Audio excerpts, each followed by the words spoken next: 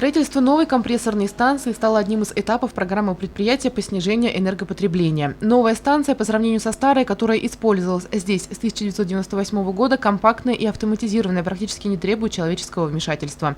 Старая установка состояла из 4 компрессоров, каждый мощностью по 1600 киловатт, вырабатывала 250 кубометров сжатого воздуха в минуту. Новая способна производить 80 кубометров, но преимущество последней в том, что электроэнергию она тратит в разы меньше.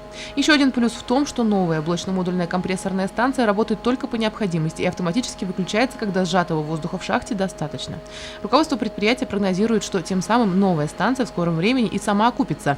Кстати, комбинату она обошлась в 12 миллионов рублей. 9 стоила сама станция, но остальные средства ушли на установку. С ее вводом основная компрессорная станция у нас была выведена из эксплуатации. Значит, на данный момент получается разница в эксплуатации, но это порядка 24 тысяч киловатт-часов за сутки между этими двумя компрессорными станциями. Блочно-модульная компрессорная станция произведена на Челябинском компрессорном заводе. Устанавливали ее здесь специалисты из организации «Восток Металлургмонтаж». Персонал обучаем, но работаем уже с 5 числа, полностью не возвращаясь к старой, по полной программе.